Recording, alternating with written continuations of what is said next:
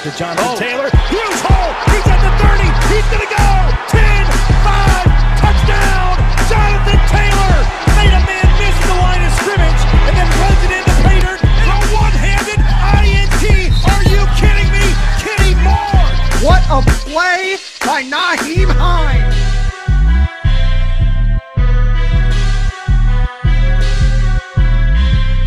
Horseshoe is back, baby.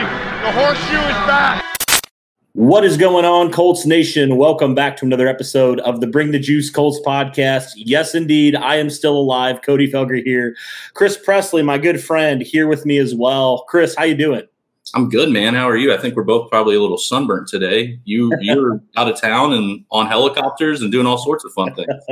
Right. It was a lot of fun. It was my first time ever going on a helicopter before, and pretty reasonable price. So I was like, absolutely. And it was definitely well worth it. But yeah, so, just decided to hop on here because, we love Colts Nation. We want to talk about it even on our days off. So here we are. There's been a lot of rumors, Chris, about Julio Jones, right? And about potentially to Indianapolis. Doesn't make a lot of sense. We're going to talk about it, kind of give our thoughts on Julio Jones. And Chris, the way I kind of want to do this is I want to look at a couple different kind of factors that we can play into this and how we think maybe, does Julio make sense for the Colts or not? The first thing I want to talk about here is his production. I mean, last year, 771 yards, 3 touchdowns, wasn't one of his better years. But, Chris, he's consistently been 1,000 to 1,500 yard receiver. In fact, he's led the league twice in receiving yards. And a couple of years ago, he nearly had 2,000 receiving yards back in 2015. Yeah. So from that standpoint, Chris, you can't argue from the production of Julio Jones. No, you can't. And the Colts have wanted a big body receiver. They hope to get that out of Pittman. Obviously, in a rookie season, you're going to take your lumps. He looks good. I think Colts Nation are kind of interested to see if Desmond Patman breaks onto the field this season with his big body. But yeah, you can't argue selfishly from a fantasy standpoint. I had Julio for a couple years in a row, and it seemed like for whatever reason, once the Falcons got into the red zone, he didn't get those touchdown catches. He got a lot of yards, but his touchdowns have gone down over the years. But you still can't argue that he's not one of the top, go get it at the top of the apex type receivers in the NFL. Yeah. I mean, forgot to mention, just the sheer size of the guy, 6'3", well over 200 pounds. I mean, he is a force, a freak of nature, really, at the wide receiver position. But then you do factor in the age, right? He's been playing for a long time. He just turned 32 back in February. And, obviously you have those guys like Frank Gore who are just kind of timeless guys, right? It seems like they just are like fine wine. They just get better with age, it seems like. But, with wide receiver, Julio Jones getting up there in age, and also I'll just factor in the injury as well. This last season was the least amount of games he's played in a couple of years. So, I'm just never a fan of those two factors combined together, right? The age and the injury that he's coming off of. How much do you think of a factor that is potentially for the Colts to weigh with a guy like Julio Jones? I think you have to, and you have to look around the league and see what people, at least in the rumor mill, which it's all smoke screens, as we know going into the draft season, of what people are willing to give up.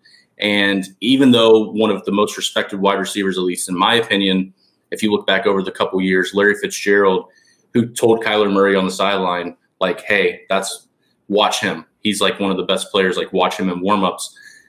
But I started to kind of think, ironically, to your Frank Gore point, when we got Frank Gore and Andre Johnson, I was hoping that was going to be, okay, the Colts finally went out and spent money. Well, we found out that Frank Gore was able to still give us viable years, but Andre Johnson, he was 34, 33 at the time. Right. This didn't happen. So you kind of get a little weary on going to get a guy like Julio Jones because you don't know if he's going to have the productivity like Andre Johnson or if he's going to have a bounce back year and perform to his ability. Yeah, that is certainly something after the Andre Johnson, really after that offseason, I think I'm always hesitant to signing guys well over 30 especially to multi-year contracts. If you did trade for Julio Jones, right? First off, you mentioned the draft capital. Like, what would it require to get a player of his caliber? Would the Colts even be willing, especially with the Carson Wentz trade? You may not even have a first-round pick next year. Is it worth trading maybe your second-round pick or third-round pick when your draft resources next year will be kind of limited based off of that Wentz trade? Yeah, you're going to have to, and that's the biggest part that I think Chris Ballard's going to have to shuffle around on the jigsaw puzzle is Pro Football Focus put out a kind of mock trade example with the Titans, which was interesting because obviously they're in our division. Yeah. I'll just read that off. They were having the Falcons to get the second, fourth, and fifth round pick from the Titans next year in exchange for Julio Jones and their fifth pick. So swapping fifths, Titans get Julio Jones, and then the Falcons get a second and fourth. At that point, I would probably gamble on it, but you have to remember, like you said, if all plays out well, Colts aren't having a first-round pick. Eric Fisher, we don't know what he's going to produce on a one-year deal. So in all likelihood, you would think that the Colts are probably going to use that second-round pick on a left tackle, but they still seem to surprise us like they did this year with taking 2 defensive ends. So Chris Ballard and his team, I'm still going to put my faith in them until they prove me wrong, but it just does make it a little bit harder when you don't have a first-round pick next year, because then I would be willing to trade a second. But when your second is realistically your first and you don't have enough capital really to trade up, it's going to be a tough putt. And even that contract you'd have to eat as well. I mean, just looking at the sheer contracts the Colts are going to have to dish out, you think they're going to extend Leonard and Smith, maybe even guys like Hines. You just look at it. I just don't know if the numbers add up, Chris, with how much you're going to have to pay some of these guys. I feel like it's already going to be decently tight with extending your own guys. Now you add one of the highest paid receivers in the league to your room. I mean, my goodness, you're not going to be able to afford. I think if you do this, you're not going to be able to maybe afford Nyheim Hines or one of those guys, maybe even one of the guys, your core pieces you want to extend. If you choose to pay a guy like Julio Jones the kind of money that contract when he signed back in 2019, $66 million for 3 years. So that is a lot to take on from a contract standpoint. Yeah, and you would need Atlanta to also then agree to take on some of that money. And if you're Atlanta, why would you? You're trying to, if you're going to get rid of him, you want to offload him completely, I would think. So you want to get as much out of it as you can and not handcuff yourself. So even though he's still a top 10 receiver in the league when healthy, Ballard just has never, until Ballard makes a move like that, I just don't think that kind of fits into his scheme as a GM. Yeah, that seems more, honestly, and I know it's a lot different scenario, obviously, but it does seem kind of Grigson-like to do something like that, to basically take a gamble a little bit. I mean, obviously, Julio's less of a gamble, I would say, than Andre Johnson at 34, but you know what I mean? Like a 30-plus receiver that was injured last year, you trade high capital and you wouldn't be able to re-sign one of your guys. That's almost more of a Grigson than Ballard move, in my opinion, kind of looking at it like that. I mean, he might be productive. Honestly, Chris, I kind of look at it kind of like this, and it'll lead into the next point. It's like, would you rather have a 32-year-old Julio Jones or a player at the premium position like offensive tackle like Braden Smith? Yeah. And I think the majority of Colts Nation would say Braden Smith all day, right? And, would you rather have one guy as opposed to, or like two guys, as opposed to like retaining all your guys? I think I would prefer to do that. And that kind of leads me to my next point. You mentioned Michael Pittman at the top, right? What would this do to Michael Pittman? Because he, obviously, Julio Jones, you can't argue he's going to probably a Hall of Famer, no question. But Michael Pittman, from a size standpoint, kind of is the same kind of receiver, right, in that way. He's both the bigger possession type of receiver. So I guess the question is, what kind of role would Julio even have? I mean, you can find a role for him, but would he take Pittman's role? What would that mean for Pittman? The Colts really believe in Pittman. What would this mean, I guess, for this wide receiver room? Would it be too crowded as well? Yeah. My hope would be I don't know. It's tough because I've always felt like T.Y., if you look at the way that the Patriots used to run their offense where Edelman would come in motion and run out of the slot, I've always thought T.Y. would play one slot, but he's just an outside receiver to this point. And if Paris Campbell comes back healthy, fingers crossed, and he's looked really good so far in camp. I know it's only been a couple days, or OTAs, I should say.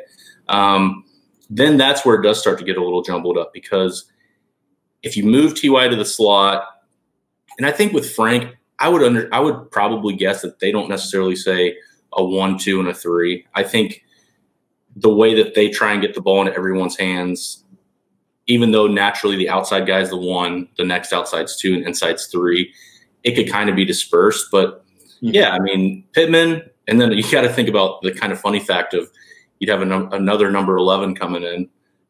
That's true. more number drama. Oh man, yeah, do I give up my number to Julio Jones now? So that's just a side funny note. But yeah. I mean, I don't know what you would then do, because I feel like Pascal's proved himself to be the 3. Paris Campbell, if healthy, is going to be there, and then I think Pittman and Pascal kind of trade in and out. But yeah, it's one of those things where if you're not in Colts Nation, or you're not a part of the AFC South, or really even an avid fan, if you're just kind of a casual fan, you might look at our roster and those names might not jump off the sheet for you. But if you're the Colts and you know what we can do, especially with Nyheim Hines, and probably seeing where we're going to move him around, then you kind of are trying to put, you have one football. It's kind of like basketball when they had, Harden and Durant and Kyrie. It's like we have one basketball, who we're going to give it to. It's kind of the same with football. So, I agree with your point there. Yeah, absolutely. I think a lot of people, like you said, like outside of Colts fans, they kind of like are they think, oh, T.Y. Hilton's, he's older, okay, and they don't really have anybody else that's proven. But I mean, I feel like the Colts feel pretty good about their top, especially their top 4 wide receivers. None of these guys at this point, maybe Pittman's probably the guy that you would say absolutely could develop into maybe a star in the league at this point. But I feel like the Colts just have really solid receivers. And like you mentioned, what they like to do with their offense as well. And it sounds bad to use the word get by, but I feel like if you're going to get by at wide receiver, you could certainly do worse than the top 4 guys the Colts have right now. And not to mention their tight ends, we know how much they love to use. They have 3, you think, tight ends that can create mismatches and are really decent tight ends. We'll see what happens with Granson, obviously, but you got 2 guys you feel pretty confident about, and then Granson, who you're excited about as well. So this Colts offense is no slouch, man. It really isn't. And I like what the Colts do. Even guys like DeMichael Harris, who was used in kind of, a little bit kind of sprinkled in at certain points. I think the Colts liked what they saw in him. So this wide receiver room, while it's not, they don't have an alpha dog like a Julio Jones, I like this wide receiver room. I think they can really help out Carson Wentz quite a lot. And, if, like you mentioned, if Paris Campbell can get back, man, he showed in that first game last year, he can be a mismatch nightmare as well. So, all right, final verdict before we end this video, Chris. Should the Colts trade for Julio Jones? Your opinion, yes or no? I'm going to say no. And the reason I'm going to say no, again, goes back to the point where if Michael Pittman Jr. has an offseason, like a normal offseason last year with Phillip Rivers, and can kind of develop that repertoire, and even though it's a new quarterback this year with Carson Wentz, there's still a difference from going from the college game to a pro game, in terms of knowing the reps, knowing where you need to be, listening underneath the veteran. I think we saw that a little bit towards the end of the season with Pittman Jr. It kind of got out of the gate slow. And that was, I think, something that we all really expected with all rookies, because they didn't know the systems or the games as well as they could. So if you're telling me I'm getting Marlon Mack, Taylor, and Hines, and heck, even Wilson or Wilkins if they keep them, because they have such a good running back core, and then the 4 receivers that we already mentioned, and then possibly Patman, and then, like you said, the tight ends, I don't know if I want to give up that draft capital knowing that, okay, we're kicking the tires on Eric Fisher. If he doesn't work out, we can trade our 2 to possibly trade our 2 and maybe another pick to jump up into the first round to get the left tackle, or in that second round, that left tackle is going to be the guy that we draft. So as much as it hurts me to say, and as much as I think Julio's a stud, this late in his career, I'm still just going to stick with what we have and know that we need to build more next year.